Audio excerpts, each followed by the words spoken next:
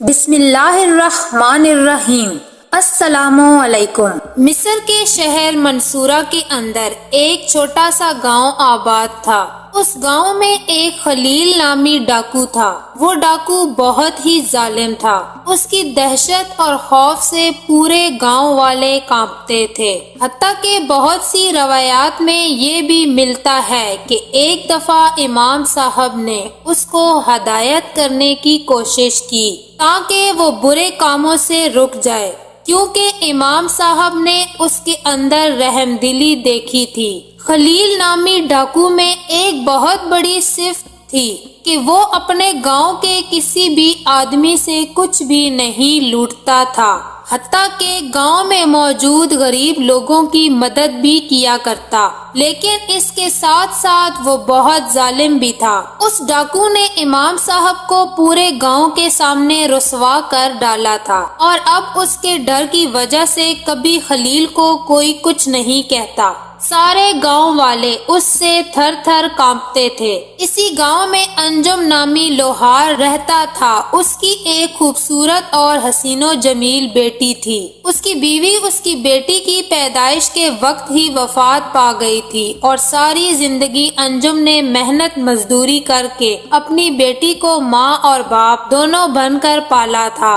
لیکن انجم اب بوجھ نہیں اٹھا سکتا تھا، اور ان گاؤں والوں کا پانی کا ذریعہ ایک ندی تھی۔ اسی ندی سے تمام گاؤں والے کھانے پینے کے لیے پانی استعمال کرتے۔ اب انجم لوہار کی بیٹی نے کہا، بابا جان، ساری زندگی میں گھر سے باہر نہیں نکلی، حتیٰ کہ میں نے بغیر نقاب کے گھر سے باہر قدم نہیں رکھا، لیکن اب آپ بوڑھے ہو چکے ہیں، آپ سے بوجھ نہیں اٹھایا جاتا، اور ندی گاؤں سے بہت دور ہے، فاصلہ بہت زیادہ ہے، لہٰذا آج کے بعد میں ندی پر اپنی سہیلیوں کے ساتھ جاؤں گی اور گھر کی ضرورت کا پانی بھر کر لاؤں گی۔ انجم کے جسم میں اب طاقت نہیں تھی۔ اس نے مجبوری میں اپنی بیٹی کو کہا، ٹھیک ہے بیٹی، اب تم ندی میں جانا اور پانی بھر کر لانا۔ ایک دن خلیل ڈاکو اپنے ساتھیوں کے ساتھ اس ندی پر اپنے گھوڑے کو پانی پلا رہا تھا کہ اچانک اس کی نظر انجم لوہار کی بیٹی پر پڑ گئی۔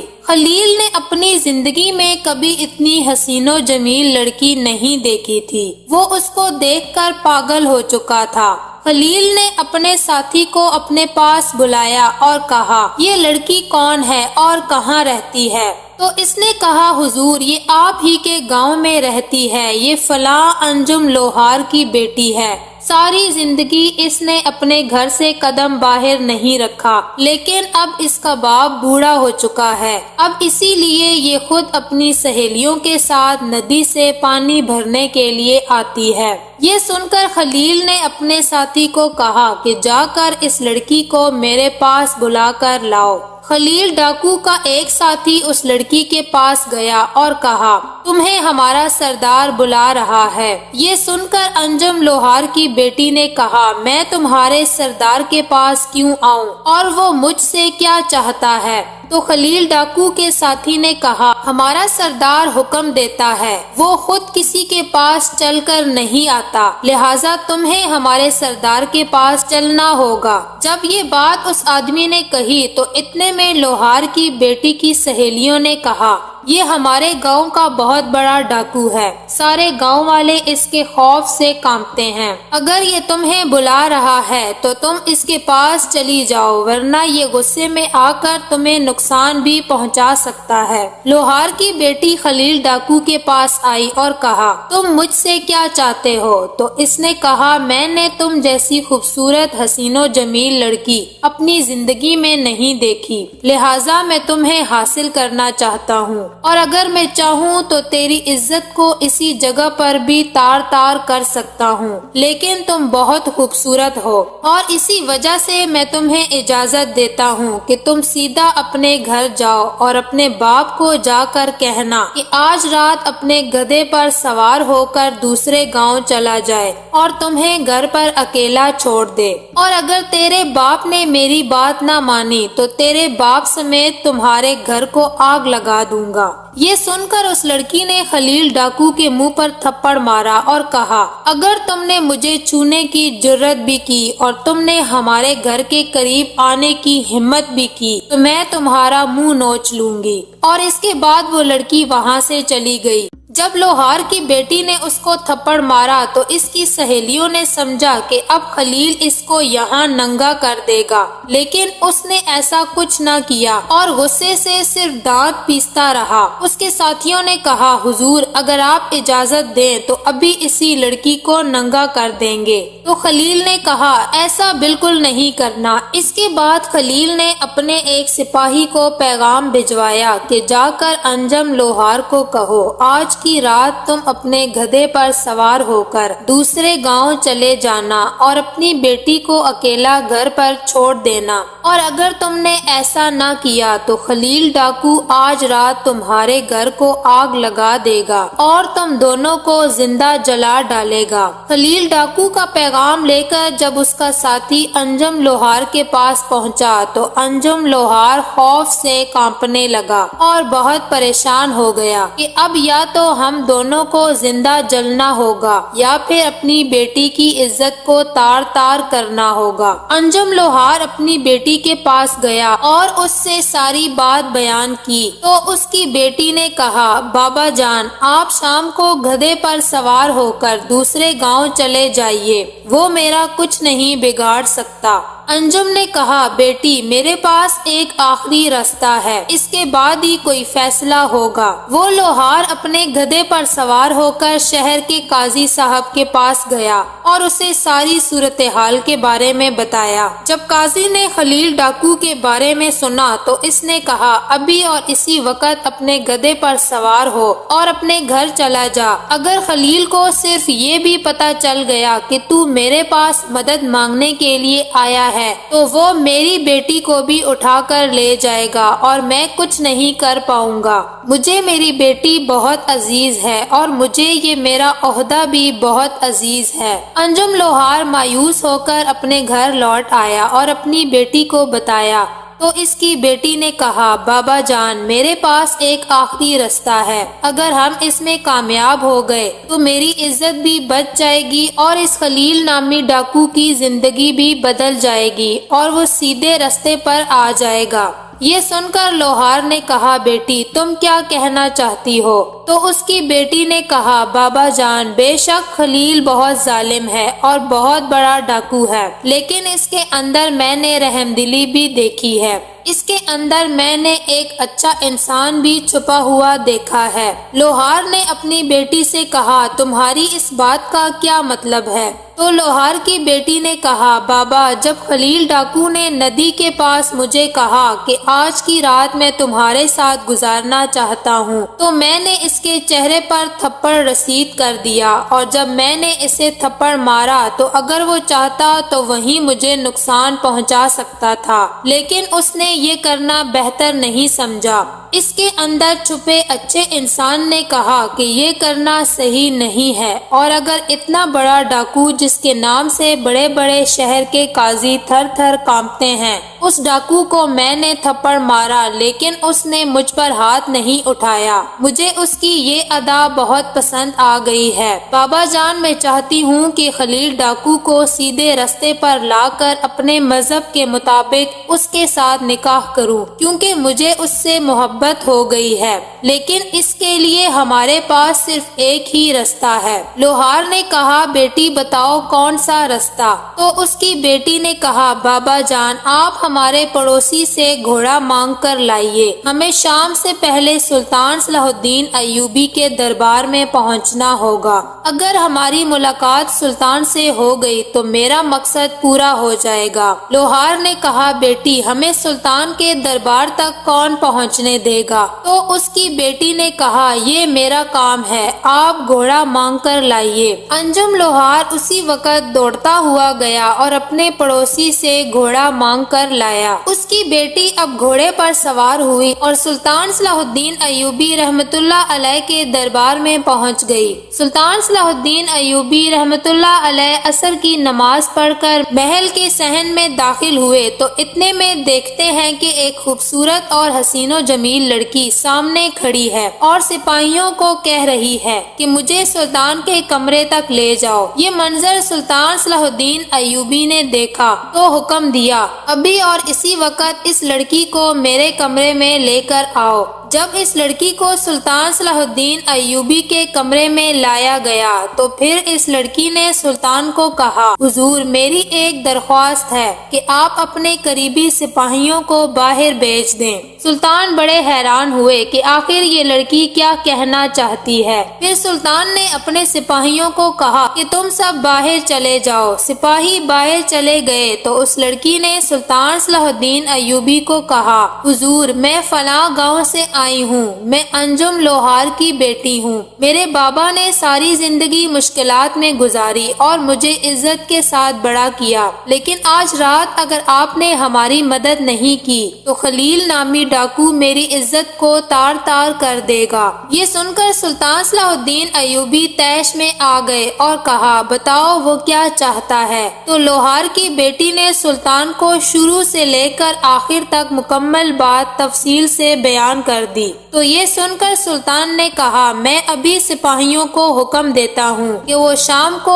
اس ڈاکو کو پکڑ کر میرے سامنے لے آئیں اور میں اس کا سر قلم کر دوں گا۔ یہ سن کر اس لڑکی نے کہا، حضور میں ایسا نہیں چاہتی۔ تو سلطان نے کہا، جو ڈاکو تیری عزت لوٹنا چاہتا ہے تم اسی کی جان کیوں بچانا چاہتی ہو؟ لڑکی نے کہا، سلطان معظم میں نے اس ڈاکو کے اندر ایک اچھا انسان دیکھا ہے، میں چاہتی ہوں کہ کوئی ایسی ترکیب نکالی جائے جس سے وہ ڈاکو سیدھے رستے پر آ جائے اور میری عزت بھی بچ جائے۔ یہ سن کر سلطان صلاح الدین ایوبی رحمت اللہ علیہ بڑی سوچ میں پڑ گئے اور پریشانی کی حالت میں ادھر ادھر ٹہلنے لگے۔ تھوڑی دیر سوچنے کے بعد سلطان صلاح الدین ایوبی رحمت اللہ علیہ نے لوہار کی بیٹی کو کہا کہ تم اپنے گھر چلی جاؤ اور گھر جا کر تم اپنے بابا کو کہنا کہ وہ گدھے پر بیٹھ کر دوسرے گاؤں چلا جائے اور گھر سے جانے سے پہلے ایک کتا اور ایک بکرا ذبح کرے اور کتے کو ذبح کرنے کے بعد اس کا چمڑا دروازے پر رکھ دے تاکہ آنے والوں کو لگے کہ کتا ذبح کیا گیا ہے۔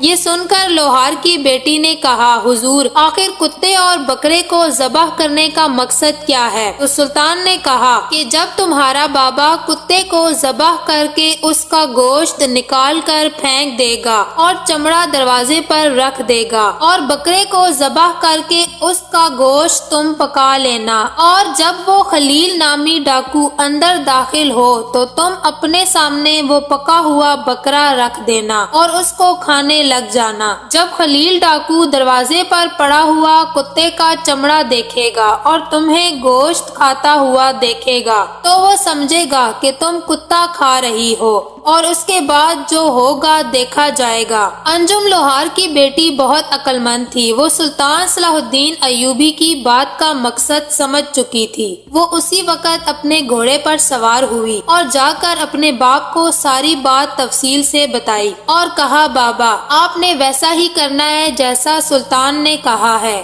اور انجم لوہار باہر گیا اور ایک کتا پکڑ کر اس کو ذبح کیا اور اس کا گوشت نکال کر پھینک دیا اور اس کا چمڑا دروازے پر رکھ دیا۔ اب ہر آنے والے کو ایسا لگ رہا تھا کہ جیسے کتے کو ذبح کر کے اس کا گوشت نکال لیا گیا ہے، اور اس کے بعد انہوں نے ایک بکرا ذبح کیا اور اس کا سالن بنانے کے بعد اپنی بیٹی کے آگے رکھتے ہوئے انجم لوہار اپنے گدھے پر سوار ہوا اور اپنی بیٹی کی عزت کو اللہ تعالیٰ کے حوالے کرتا ہوا دوسرے گاؤں چلا گیا۔ تھوڑی ہی دیر گزری تھی کہ خلیل ڈاکو کے گھوڑے کی آوازیں آنے لگیں۔ لوہار کی بیٹی اب بکرے کا گوشت اپنے سامنے رکھ کر کھانے لگی۔ جیسے ہی خلیل ڈاکو اندر داخل ہوا تو اس نے دروازے پر پڑا ہوا کتے کا چمڑا دیکھا اور پھر لوہار کی بیٹی کو کھانا کھاتے ہوئے دیکھا تو اس نے نفرت سے کہا، یہ تم کیا کھا رہی ہو؟ تو لوہار کی بیٹی نے کہا، کیوں کیا ہوا؟ تو اس نے پھر نفرت سے کہا بتاؤ یہ تم کیا کھا رہی ہو؟ تو انجم لوہار کی بیٹی نے کہا تمہیں نظر نہیں آتا ہمارے پاس کھانے کے لیے کچھ نہیں تھا تو میں نے کتا ذبح کیا اور اسی کا پکا ہوا گوشت کھا رہی ہوں۔ جب یہ بات خلیل ڈاکو نے سنی تو وہ لوہار کی بیٹی سے دور کھڑا ہو گیا اور سخت نفرت کرنے لگا۔ اس کے بعد وہ واپس جانے لگا تو اتنے میں پیچھے سے لوہار کی بیٹی نے آواز دی اور کہا خلیل کیا ہوا تم واپس کیوں جا رہے ہو؟ جس لڑکی کو پانے کے لیے تم نے اتنا انتظار کیا اب خالی ہاتھ لوٹ کر کیوں جا رہے ہو؟ تو اس نے کہا جو لڑکی کتے کا گوشت کھا سکتی ہے میں اس کو چھونا بھی نہیں چاہتا آنا تو دور کی بات ہے۔ تو یہ سن کر لوہار کی بیٹی مسکرانے لگی اور کہا ذرا اپنے بارے میں تو سوچو میں نے صرف کتے کا گوشت کھایا اور تم مجھے ہاتھ بھی نہیں لگانا چاہتے تو خود سوچو جب تم مرو گے تو کیا ہمارے نبی صلی اللہ علیہ وآلہ وسلم تمہیں اپنے سینے سے لگائیں گے جس نے اپنی زندگی میں کتنے لوگوں کو لوٹا کتنے لوگوں کو قتل کیا اور کتنے لوگوں کا خون بہایا؟ کیا تم جیسے انسان کو اللہ تعالیٰ اپنے سامنے آنے دے گا؟ تمہارا اپنے بارے میں کیا خیال ہے؟ کیا اپنے بارے میں کبھی سوچا ہے؟ جب لوہار کی بیٹی نے یہ بات کہی تو اس کی باتیں اس ڈاکو کے دل میں جا لگی۔ وہ وہیں رک گیا اور سوچنے لگا اور دل ہی دل میں یہ سوچنے لگا کہ اس لڑکی نے صرف کتے کا گوشت کھایا اور میں اس سے اتنی نفرت کر رہا ہوں۔ سوچنے کی بات یہ ہے کہ جس انسان نے ساری زندگی لوگوں کی عزت اور مال کو لوٹا حرام مال کمایا اور کھایا جس نے کبھی اپنی زندگی میں ایک نوالا حلال کا نہیں کھایا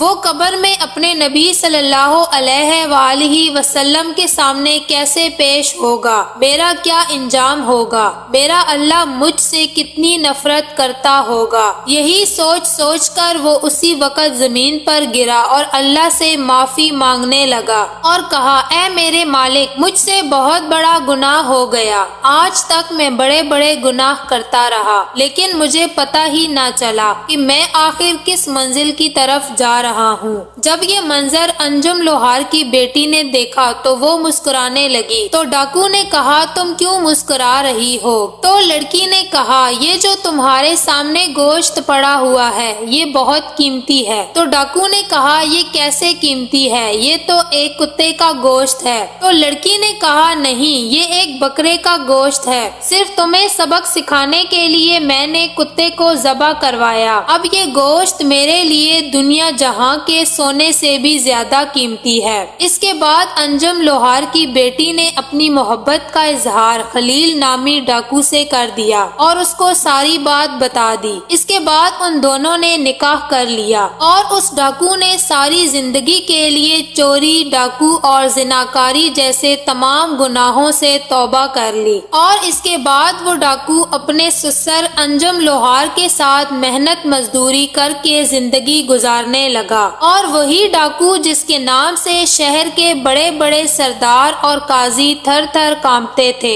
گاؤں کی لڑکیاں نام سنتے ہی اپنے خیموں میں چھپ جایا کرتی تھی اور جس کا نام سن کر بچے رونا بند کر دیتے تھے وہی ڈاکو سلطان صلاح الدین ایوبی کی عقل مندی اور انجم لوہار کی پاکیزہ لڑکی کی بہادری کی وجہ سے اتنا نیک اور رحم دل انسان بن گیا اور اتنا عاجز ہو گیا کہ اپنے پاس اتنی دولت ہونے کے بعد بھی اپنے باپ یعنی بیوی کے باپ کے ساتھ لوہار کا کام کرتا رہا اور اس کے بعد اس گاؤں میں خلیل کی وجہ سے کبھی بھی کوئی تنگی نہیں آئی اور وہ گاؤں بہت ترقی کرنے لگا۔ معزز ناظرین، اگر آپ کو ہماری یہ کہانی پسند آئی ہے تو برائے مہربانی ہمارے چینل کو سبسکرائب کریں، ویڈیو کو لائک کریں اور شیئر کر کے کمنٹ باکس میں اپنی قیمتی رائے کا اظہار ضرور کریں۔ شکریہ۔